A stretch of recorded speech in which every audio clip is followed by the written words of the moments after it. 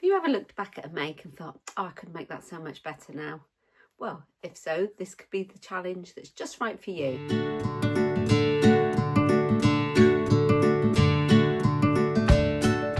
Hi, I'm Nikki and this is Sew&Snip, and today I'm here as part of the vlogging tour for a brand new autumnal challenge called Sew Phoenix September. Now this challenge is ideal for you if you've looked at something and thought, you know, it could be something you made yesterday, it could be 6 months ago, it could be 6 years ago, but you've learnt a little bit more since you made it and you know things that you could do differently to make that make even better. So this challenge has been started to make you sort of appreciate how you have improved in your skills and to go back and recreate that item. So you can enter it into the challenge on Instagram with the possibility of winning a prize. So as I said, this challenge is in September, so it runs right the way through September. There isn't a particular date you need to post. You can put it at any time, but you need to do it with the hashtag Sew Phoenix September. And I'll put all this information in the notes as well.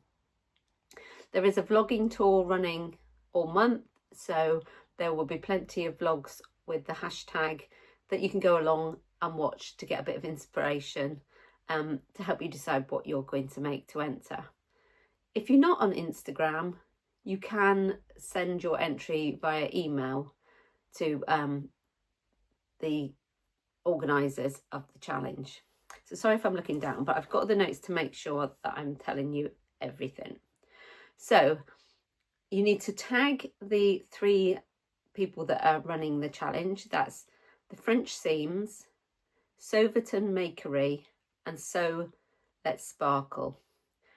And you also need to say on your entry where you're based, because they've got lots of prizes, and so there are prizes for all areas of the world, so it just helps them if they know where you're from. So that's the main sort of gist of the challenge. What they'd like you to do when you post your entry is to put something in there, a background, maybe a photo of the original make, maybe the original make itself, just so that you can demonstrate how you have improved. So what am I going to do for my entry? Well, I've looked back on my sewing journey. I remember as a child sitting at my mum's sewing machine set up on the dining room table when I must have been about 7 or 8, but I don't think I actually did any making of anything. The very first garment I made was when I was at school. At the age of about 12 or 13, we did 1 term of sewing because we had a term of each creative lesson. So we had our 1 term of sewing. And during that sewing lesson, we were made to make a A-line nightie with bias binding around the armholes and the neck. It was something I was never going to wear. It was itchy bias binding. The seersucker fabric was very stiff, so it all sort of stood out direct from you. But it obviously sparked something, because I then decided when we could make something of our choice, I went out and bought my first ever pattern. So that is what I've decided to make for this challenge. Now, obviously that was back in the very early 80s. There wasn't YouTube, there wasn't Google. Everything at that time that I was learning was either by trial and error, or getting a book to look at, following the instructions on the patterns. It was mainly the big 5 patterns. There wasn't any indie designers around. I was lucky enough that I picked up a lot of knowledge, a little bit older age, more when I was in my 20s. I made a friend who was very into her sewing, so we did lots of sewing together. I would go and sit at her house sewing while the children all played, and I absorbed a lot of knowledge from her. So that's where my sort of journeys go along. So obviously that means in the beginning there were some real, well, hideous makes that I would probably class as now.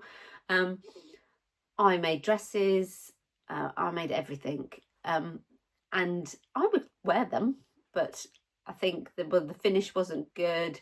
The fit probably wasn't very good. Things like that improved as my children grew up and I started making the girls little dresses. And so sort of off and on I was getting my sewing machine out. Then sort of didn't really have much time, and also I had the sewing machine on the kitchen table, so it was being packed away all the time. I really got back into sewing again, I would say now about 15 years ago. As my children were leaving home and there was the extra room, I got a sewing room and was sorting through all my stuff. And this is when I came around to find that first ever pattern. So this is it. This is the Butterick 3696. Now, as you can see, it's very tatty because it did get used quite a lot. Now, back then, when I was 12 or 13, I made 2 of these shirts. I made them in polycotton because that was the cheapest and the easiest fabric for me to buy. I had one in a very pale lilac and one in a black. I absolutely adored those blouses and wore them until they fell apart. So I couldn't show you them today. And I did try and find a photo, but I couldn't find anything where I was wearing them. But on both of those, I made the view with the rounded collar. Look at this one with the gathers and one without the gathers. And as I said, I wore them loads. And I didn't really realise that I'd kept the pattern. But when I was putting my sewing room together, I came across the pattern and decided at that time to remake it as well. So this is the one that I can show you. This one was made, about 15 years ago, I would say. Maybe not quite so long, but around that sort of time. And although it is vastly improved from the very first ones I made, because with the very first ones, there was no finishing of seams because we didn't have overlockers at the school. And, I just made the buttonholes with the old machines that we had there. So on that one, the finish wasn't at all good, but this one was a little bit better. But still, there is room for a lot of improvement. The problem, I have worn this one and I do still wear it, only for work. But there's lots of little points on it that weren't up to the standard that I'd like it to be. For a start, I'm not sure if you can see here, but the facing constantly pokes out on both sides. So I haven't done something right there. I end up it did have some tacking stitches in it at one point, but they've broken. So that tends to stick up. The collar, again, I've done the rounded one because I wasn't confident enough to get a crisp point on the pointed one. So this time I'd like to remake it and do it with the pointed collar so I can get those nice crisp points on it. Also, I've noticed on this one that all the way around, I'm not sure if you can sort of see there, but the underside of the collar has rolled round to the front all the way around. So it looks lovely on the wrong side, but yes, it's not very good on that bit. So so they're all room for improvement. Even things like the buttonholes are a little bit tatty. So I did have an overlocker at this stage, but the tension's not right. It's a horrible interfacing I've used in it. So yes, it was just that it was going back to the sewing machine for the first time in years. And at the time I was probably quite happy with it. But now looking at it, I think there's room for much more improvement. So, as I said, I'm going to remake it. And this time I'm going to make this view. So this has got the pointed collar. It's got the gathers on the shoulders. And I think that'll be just a nice little summer blouse we can wear, that I can wear for work or to go out and I can compare it to now how much I've improved since then. So I'm actually making it. I've picked the fabric and I've just started cutting it out. So I've probably gone for a more difficult fabric as well this time. This one is a little bit drapey. I think this is a viscose challis. It was just an offcut that I bought when I was up in London. One time I found a shop that had a basement down at Beswick Street that you could go down and buy all the little remnants of things. I think it was what they used for display. And I didn't have a clue about the type of fabric, but I just liked the colour, so I bought it.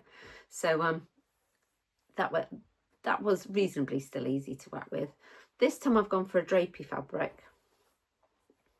Now, as I said, the lady that I got a lot of my sewing knowledge from, because I used to sit and sew with her, she sadly passed away last year, and I collected a load of fabrics from her house with her daughter doing a de-stash. So I thought, wouldn't it be lovely to make it in one of the fabrics that I picked up from her house. So this is